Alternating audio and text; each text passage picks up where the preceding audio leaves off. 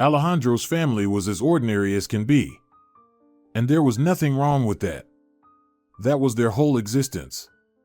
His father worked as a storekeeper at the local factory. The pay was decent, though not sky high. His mother was a housewife who occasionally did sewing work from home to earn extra money. This family had enough money for a decent living and to provide their two children with everything they needed. Little Fina was in the third grade of elementary school. She was a very active and playful girl with cunning gray eyes.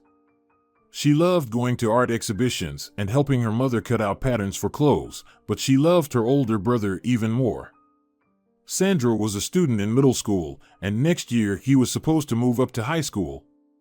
He was more composed compared to his sister, but it would be hard to call him a bore. He was just older, that's all. The boy loved spending his free time playing video games. Considering the extracurricular activities he took at school and his CrossFit training, he didn't spend too much time on the computer. On the contrary, such gaming sessions benefited him. The thing was, only in the game could he freely communicate with people. His classmates seemed too silly to him, and other peers annoyed him with their irresponsibility and desire to follow the trends. However, at that time, he didn't yet realize what communication difficulties awaited him in the future.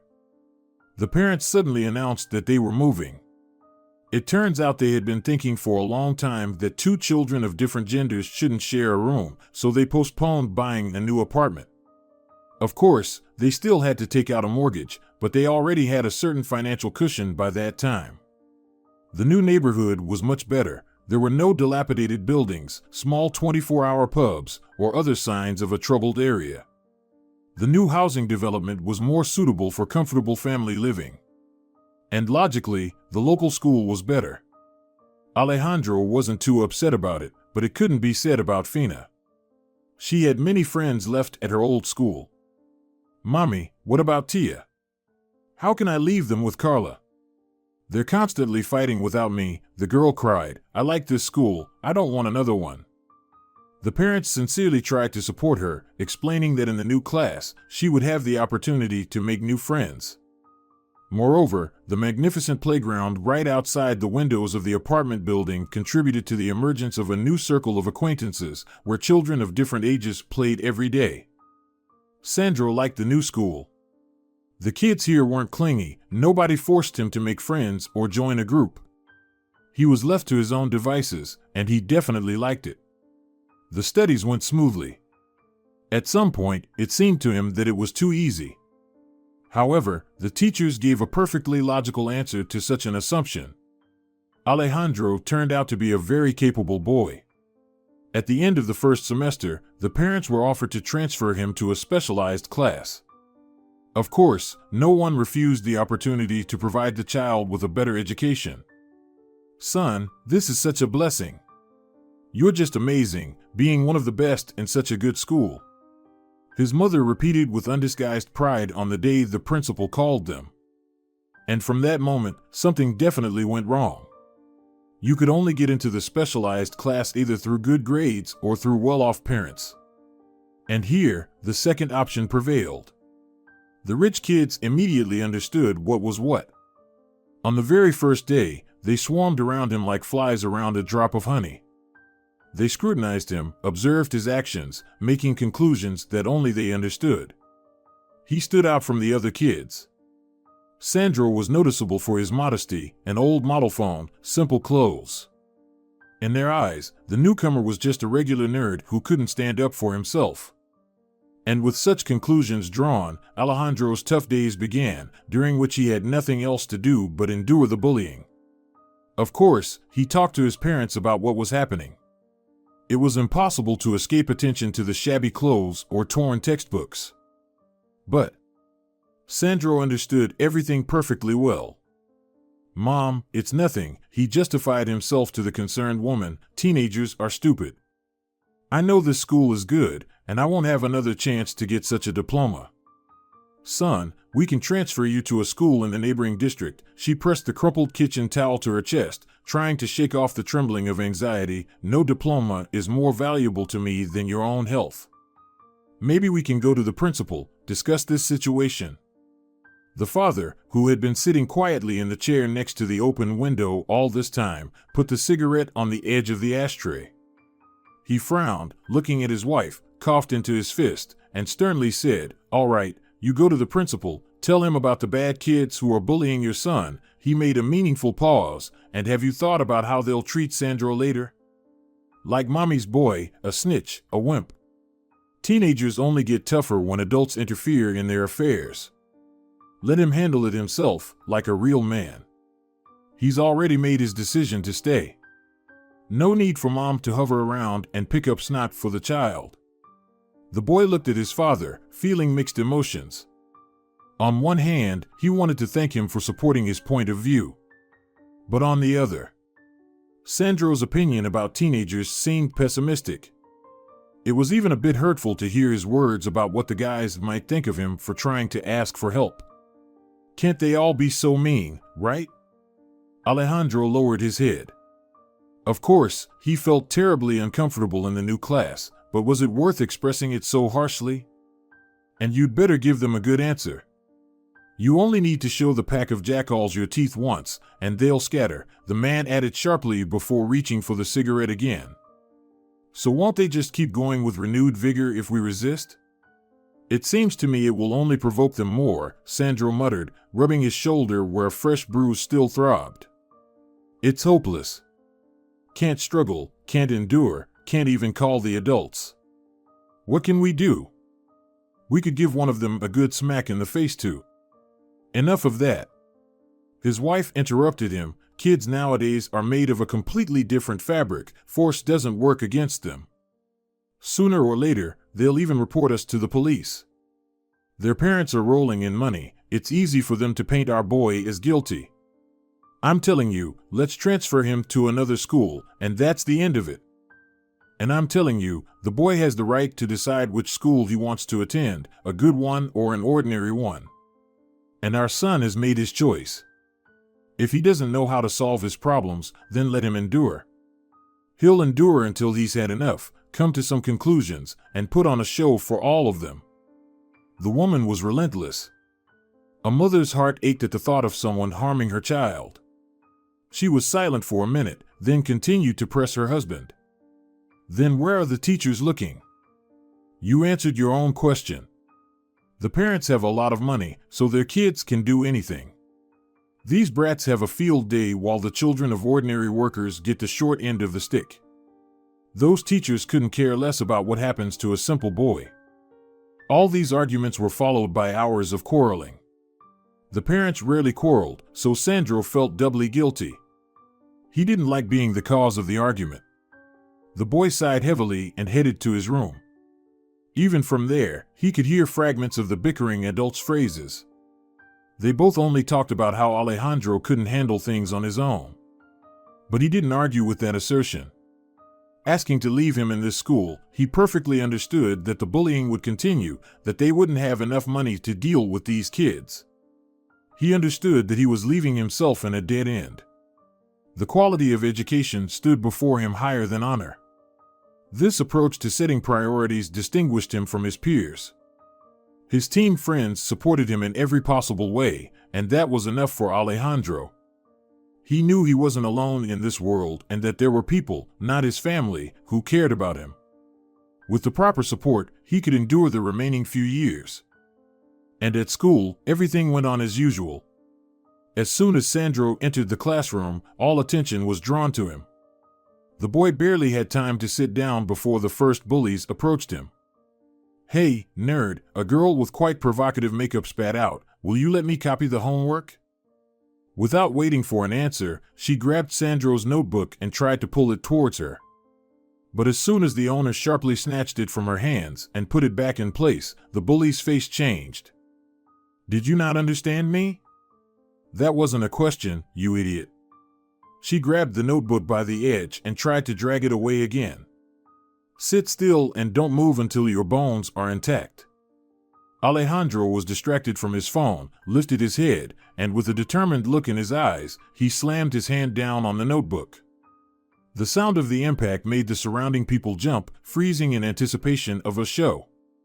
Waiting for Lucia to just open her mouth to say something, the guy started speaking first. "Look, your lackeys and henchmen are breaking my bones. Daddy covers for you with the police. You get satisfaction and remain happy." He couldn't believe the confident tone he suddenly spoke with. "And then what? What's in it for me? Bones will heal, bruises will fade, we'll pay the medical bills. So what's the point in the end? You've been pushing for who knows what for half a year already. What's your end game?" For a moment, Lucia was stunned. Sandro had never tried to oppose anyone before. Quickly realizing that with every passing second her authority among her classmates was diminishing, the girl began to improvise. "There's no endgame," she laughed in Sandro's face. "You're just so pathetic that you're begging for a beating. Look at your stupid face, loser. You don't belong here at all. Consider it our duty to constantly remind you of that." The lackeys laughed along with their ringleader and dispersed to their seats. Alejandro surveyed everyone present with a gaze full of anger and disappointment. Apparently, they really enjoyed their impunity. Father was right, he needed to at least try to defend himself. Then he would have some relief and could pull his pride out of the mud they had trampled it into. Meanwhile, little Fina quickly made friends with her new class. They often gathered in the schoolyard and spent time together. Overall, the girl's worries were unfounded. She had indeed found new friends. But one thing saddened her childish heart. During breaks, she often saw her older brother being bullied. Sandro strictly forbade his sister from approaching him at such times. He didn't want these hyenas to target his sister too. And Serafina didn't want him to be sad. However, her desire to support her brother in everything prevented her from disobeying his prohibitions, and the girl often only watched with sad eyes. One day, Mom tasked Fina with delivering Sandro's lunch, which he had forgotten on the table in the morning. Feeling her little responsibility, the girl ran to his class with a skip in her step. Her shiny, curly dark chocolate-colored hair fluttered in the wind from her brisk pace. She burst into the open classroom door and stopped on the threshold, scanning the room with her eyes to find her brother. Fina spotted his desk but couldn't see him anywhere. "Hey, are you lost or something?" Lucia unusually kindly asked. "Maybe I can escort you to the right class." "No, I'm looking for my little brother. Mom said to give him his lunch. Did he step out somewhere?" The teenagers exchanged glances. Their faces lit up with predatory smiles as they swiftly closed in on the girl, as if surrounding her. "Oh, so you're Sandro's sister." Alejandro returned to the classroom. He had gone to the restroom, completely unaware that his sister had been sent to him. The closer he got to the door, the stronger an unsettling feeling grew in his chest, as if a foreboding. He had become so accustomed to the atmosphere in the classroom that he had grown accustomed to this feeling, but this time something was definitely off. Entering the classroom, he saw a disgusting sight. His sister was wailing at the top of her lungs, with lettuce leaves and chicken pieces stuck in her thick hair. Next to her, Julio stood giggling uncontrollably, holding an empty paper food bag. Sandro's fists involuntarily clenched at the sight. "Sandro," the little girl pleaded tearfully, "Sandro, tell them. Make them stop, big brother." But Sandro remained silent. Out of anger, he clenched his jaw so tightly that his tense jaw muscles were visible to the naked eye. He ignored everyone except Julio. He stared directly into his insolent, mocking eyes. Instead of loud confrontations, he approached him and put a hand on his shoulder. "Let's talk." There was so much steel in that short phrase that the taunters momentarily reduced their smiles. Julio, eyeing Sandro, involuntarily snickered. The thing was, Alejandro had always been this gentle giant. A tall, well-built guy who never engaged in open confrontation. And such an offer to talk no longer sounded pitiful or funny. But there was no backing down. His reputation in the class was at stake.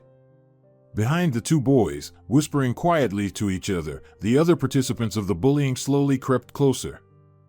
"Brother, where are you going? Don't leave. "Wait for me here, don't worry, Finney," said the older brother, and before leaving, he just took out wet wipes from his bag and handed them to his sister. The girl nodded silently. In such moments, she trusted her brother more than anyone else. There had been similar situations in the old school, and she knew perfectly well how it could end. Just as she knew she didn't want to watch it. The procession went out into the courtyard.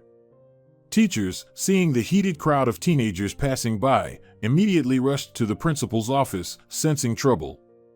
But nobody followed them. Many of the teachers just watched the situation from the windows. The teaching staff, for the most part, consisted of women who wouldn't be able to do anything or might even get hurt themselves. Once Sandro and Julio were a bit away from the crowd, Sandro roughly grabbed Julio by the collar and pushed him away so that he stood a couple of steps opposite. This action was immediately accompanied by cheerful laughter, and the bully, carefully hiding his fears, feigned a smirk. Alejandro watched him from under his brows, continuing to maintain his iron silence. "So what are you going to do, nerd? Burn a hole in me with your malicious stare?" Julio smirked, though his voice trembled. "Maybe you want to find out?" The opponent let out a haughty laugh, taking just 2 steps towards Alejandro. His final 2 steps. It all happened very quickly, only a dull thud and the rustle of clothes could be heard. It was a precise, well-placed blow, landing squarely on the guy's jaw, and that was enough. Julio clumsily collapsed to the ground, executing a strange pirouette beforehand. "What?" Lucia squealed in utter disbelief, a sentiment shared by all present. The teenagers exchanged bewildered looks. None of them had even considered the possibility that the school introvert could pull off something like this. Mingo emerged from the crowd, cautiously eyeing the victor. It seemed like he was heading towards his friend, but Sandro wasn't concerned. He shifted his weight onto his legs and forcefully pushed Domingo with his chest, sending him flying. Adrenaline still pulsed through his veins, and Alejandro was ready to continue if needed. But the bystanders understood the situation and had no desire to approach. Sandro approached them himself, and the crowd immediately parted, allowing him to make his way back to the school. However, instead of doing so, he positioned himself so that everyone could hear and see him.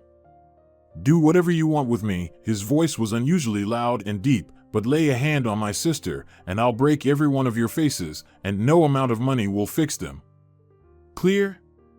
Alejandro glanced at his fist. The skin was slightly peeled on the knuckles, with small droplets of blood welling at the edges. After all, nobody knew that before he got into CrossFit, back in elementary school, he used to box, even winning all the top places in his age group. But nobody asked. To them, Sandro was just a big quiet guy. Now, all his classmates would know their boundaries. The director, a middle-aged man with a touch of gray at his temples, was already rushing to the scene. "What is this supposed to mean? What are you doing here?" He pushed through the crowd, and upon reaching the center of the circle, immediately saw 2 boys lying on the ground and Sandro with an injured hand a little away from them. "You? And where are you going? You're the top student." "My sister is in the 5th classroom, where someone spilled food from her lunchbox all over her. She's in hysterics, and now her clothes are all dirty," he growled angrily, "so while everyone's doing whatever they're doing, I'm going to her." Somewhere in the background, Julio began to moan in pain, gradually coming to his senses. Meanwhile, Alejandro ignored the director's angry remarks, walking past him. As he had mentioned earlier, he needed to get back to his little sister. He planned to deal with all the consequences the next day. For today, his schooling was over. After retrieving his sister from the classroom, he escorted her to the foyer and then went to her classroom, where he gathered her belongings and briefly explained the situation to her teacher. The principal intercepted him at the entrance. Instead of a disciplinary conversation in his office, Sandro suggested they talk while they walked with his sister to the school gates. Despite his apparent dissatisfaction, the man agreed. Seeing Serafina's condition, as a father of 2 daughters himself, he felt sympathy towards her. He couldn't imagine what he would do in his student's place. On the way out of the school grounds, he also learned about the prolonged bullying towards Sandro, which came as a real revelation to him. Apparently, the teachers didn't want to raise any extra fuss, which led to such incidents. However, recalling Alejandro's classmates' parents, he himself didn't want to stir up trouble. The boy's motives were clear to him. He warned the boy that he would have to call his parents anyway, to which the boy silently nodded. That's where they parted ways. At home, his parents were already waiting for him. While his mother was extremely displeased with the news, his father proudly smiled. Here he is, my man. Came home as a winner. Look, Fina, you should hang out with boys like him. No trouble is scary with such a lad around. Shut it, old donkey, the woman snapped at him, swinging a towel. Our son got into a fight, and he's sitting there rejoicing. Weren't you the one convincing me not to touch those rich kids? And now what? The father grinned mischievously. Such a smirk on his face could only be seen when he felt like an absolute winner. He chuckled, settled comfortably into his chair, and began to explain. While you were running around the kitchen like a headless chicken right after the director, the scoundrel's father called me. A decent man, I must say. He chuckled again, earning another hit from the kitchen towel. They won't do anything to our Sandro. The gentleman won't press any charges, said our boy acted in good conscience. He even praised him for such a precise punch. They'll only ask us to cover Julio's hospital bill. Sandro went a bit overboard with his strength, so that idiot will be wearing a bandage for the next 2 weeks. You hear that, son? You dislocated his jaw. The father burst into mocking laughter, so hearty that he didn't even pay attention to his wife's hits and complaints. Once she calmed down a bit, the woman turned to their son. She gave him a stern look and stood up, hands on her hips. We'll pay from your pocket money, all right, son? Fine, the boy muttered indifferently, then went to his room. For several days at school, everything was quiet. The teenagers were still discussing the incident in the yard, while Julio, with a bandage on his head, silently drilled his enemy with his gaze. It was total humiliation. What he had asked for, a provocation, could hardly even be called a fight. Moreover, as a result, he not only lost but ended up in the hospital. Julio nursed a grudge against this hothead. Meanwhile, Sandro, quietly, began to enjoy the calm atmosphere in class. 3 days later, Serafina disappeared. Sandro and Serafina often finished their lessons at different times. But the school was literally around the corner from home, so no one thought that anything could happen to the girl in just 5 minutes. One day, she simply didn't return from class. Her phone was unreachable. No one saw what happened. The parents immediately reported their daughter missing. Alejandro was shattered. He looked even gloomier, and his skin took on a gray hue. Besides his gaming friends, he had no one to share his grief with. His mother was struck by the tragedy. His father began to disappear frequently, coming home with a strong smell of alcohol. At home, he couldn't find solace. He also had to comfort his mother and help her around the house. The woman could no longer sew clothes. Every time she took the patterns in her hands, she remembered how her little girl sat next to her and helped. Money in the family was dwindling. The father drank. He became violent, constantly discontented, and even aggressive. He started skipping work, not even bothering to cover up his absences. The police reassured the family, promising that they would return their daughter to them any moment now. But it never happened, not after a week, not after a month. Serafina simply vanished. At school, Sandro's classmates quickly noticed the changes in him. His clothes looked even cheaper, and sometimes he came dressed inappropriately for the weather. But what interested the teenagers more was the total indifference with which the once popular guy began to treat all the teasing. Hey, nerd, scared for your fate? Lucia asked him one day. Decided to stop teasing, huh? It's the right thing to do. You just got lucky with Julio's father. Sandro gave her an empty look, then lowered his head again, staring at the desk. This scenario definitely didn't please the girl.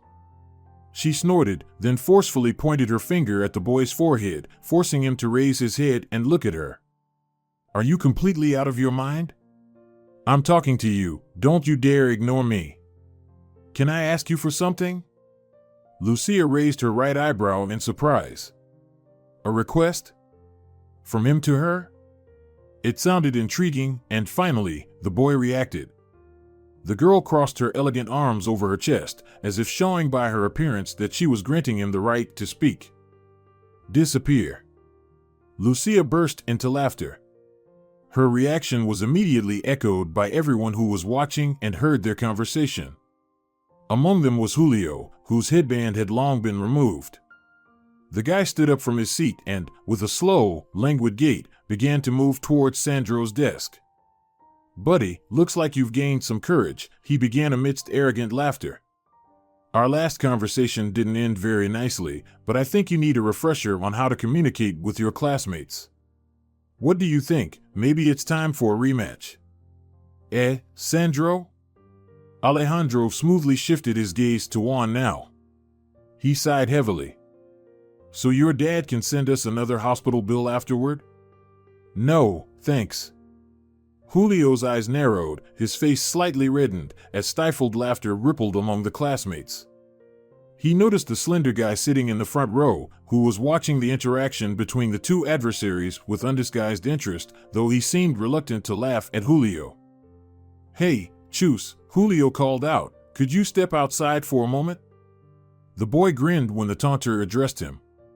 He already had an idea of what was about to happen, so he immediately got up and briskly walked towards the exit. Sandro, as expected, remained calm. He had no interest in his classmates' antics, all his thoughts were directed towards little Fina. The bitterness of loss outweighed the feeling of trampled pride. And now, my friends, the show begins. Julio announced loudly, jumping onto the neighboring desk. Your faithful servant will now demonstrate the wonders of dog training. Right, Sandro? You're our humble mutt from the poor neighborhoods, needing to learn proper behavior in civilized society. Anger slowly boiled in Alejandro's chest, but he had no strength to resist. He just wanted nobody to notice his existence, to leave him alone, to ignore him, to boycott him. Anything, as long as he could be left alone with his thoughts. But Julio persisted. He jumped off the desk and forcefully snatched Sandro's backpack from the back of his chair. Sandro didn't bother reaching out to grab the strap, he knew they would return it eventually. He was used to this. And the first command for today is fetch. Sandro suddenly looked up, and the last thing he managed to notice was his backpack flying out of the open classroom window. He got up, the chair crashing aside, and everyone present immediately burst into laughter. Julio had already assumed a defensive stance, ready this time to receive Sandro's blows. And then, from the open window, Chus's voice rang out. Hey, Julio. Look here. The guy glanced briefly in Sandro's direction, who hadn't taken any active actions yet, and approached the window. There, the boy was waving one of the flyers that spilled out of Alejandro's open backpack during its flight. In the classroom, there was a grave silence. Sandro sat in his seat again, this time glowering at one of the flyers. The text read, "Have you seen this girl?" with Serafina's photograph printed in the middle. Below was a description of her appearance and the last day she was seen in the area. No one felt like joking anymore. Everyone held these flyers, remembering the day they decided to tease Fina. You. How are you? Julio asked, his voice tinged with guilt. Why didn't you speak up? Sandro bitterly smirked. He pulled his sweater sleeve over his wrist and wiped his moist eyes. It seems we're far from being friends enough to share such things with each other. That's true, but we're still human, right? Are we? I haven't noticed anything human in you over these past 6 months. Teenagers cringed at this remark and averted their eyes. You bullied me, and then you went after my sister. All because my parents aren't businessmen. Does that set me apart from being human? Or perhaps you think you're acting humanely. Listen, buddy. I'm not your buddy, okay? It's pointless. If your conscience has awakened, it's better to just leave me alone. and his request was granted. The next day, no one approached him. Some even started greeting him. But Julio and Lucia, as the most incorrigible troublemakers, feared crossing paths with him again. Sandro sighed with relief. The day passed without fuss, but when he returned home, a real surprise awaited him. In the living room, there were about 10 adults, with several more in the kitchen. Sandro had seen them all before at school. They were the parents of some of his classmates. Bags of groceries stood in the corridor. It was unclear why anyone would need so much food. Among these bags were also bags of clothes. The boy watched the whole procession, unable to understand what was happening. "Son, here you are," his mother said affectionately, clearly having cried for a long time before he arrived. "These gentlemen found out about Fina. They came to help us." "So you went around showing my son's face," one of the men said menacingly, then, contrary to everything, laughed. "Now that's a fighter. My boy needed a good shake-up for a long time. I have to give you credit. After spending 2 weeks with a muzzle, he did become calmer. Sorry for the hospital bill, but I couldn't just let my rascal be. Right? And so, it's fair. He gets a dislocation and a reason to think about his behavior next time, while you get minor sanctions and a reason to try avoiding a fight next time." My daughter brought home one of the flyers from school. They told us that after school, you quietly plastered them around the city. It's amazing how not a single one of them ever caught our eye, added the woman sympathetically, who looked like his classmate Adela as 2 drops of water. You had to go through so much because of our children. Assistance with searches, with money, all of it, the least we can do to atone for their guilt. After these words, Alejandro's mother became emotional again and covered her face with her hand. Sandro looked around. But nowhere did he see his father. Staring at his now empty chair, he was about to ask his question, but his mother preempted him. "The treatment at the clinic was paid for by your father. He needs it now. He needs it now." The woman approached her son and gently pressed him to her chest. "Don't hold it against him, son." Everyone coped with grief as best they could. People waited for the cupcakes that Alejandro's mother hastily decided to bake. There weren't enough cups for everyone, and with awkward laughter, the woman had to ask their neighbors for some. After sorting out the family's life, which was going through a tragedy, sympathetic businessmen began to disperse, praising the hostess for her hospitality. They all promised to leverage their connections to expedite the search for the missing Serafina. Just 5 days later, her fate became known. A woman named Marcela Castillo lost her daughter in a terrible accident several years ago. Little Tio was a late, long-awaited child. Marcela's husband died shortly after their daughter's funeral. His heart couldn't bear such a blow. And Sonora Castillo's psyche couldn't cope with such grief. For many years, she concealed her sorrow from everyone, which resulted in the development of some severe mental disorders. Therefore, when she saw a girl on the street who remarkably resembled her deceased daughter, she couldn't distinguish reality from her illusions. She took little Fina, lured her into her car by deception, and took her to her modest home outside the city limits. This incident was so absurd that it was hard to believe it existed. The woman didn't let Fina out of the house, took away her phone, and monitored her every move, fearing that her daughter would disappear again. Throughout this time, Serafina was completely safe. Doctors didn't detect any problems other than the stress-induced psychosis. The woman was forcibly sent for treatment. The family was reunited. 2 more weeks passed. Father was discharged from the clinic, unable to hold back tears of joy and sincere gratitude to those who helped bring back his little girl. A year later, Sandro finally made friends with his classmates. Now they were studying in high school and often hung out together. They realized that a family's wealth does not determine a person's identity. Julio even asked Sandro to teach him how to properly strike. Little Fina recovered from the effects of the severe stress and became the cheerful and active girl she was before. And 5 years later, the family received an unexpected letter. In it, Marcela earnestly asked for forgiveness for that insane incident, but also thanked them. The forced treatment helped her overcome her sorrow, and now she could call herself a healthy person. In her letter, she shared all the horrors she had to endure, describing the treatment process. The letter, line by line, descended into repeated apologies, and even so, through the paper, it was felt that this woman was no longer the Marcela Castillo whose madness led her to steal someone else's child. And in describing the results of therapy, she added that treatment allowed her to dare to enter into a new romance because there, at the clinic, she met a widower with whom they went through rehabilitation together from start to finish. Dear viewers, if you enjoyed the story, please support the video by liking it and leaving a comment. Thank you very much.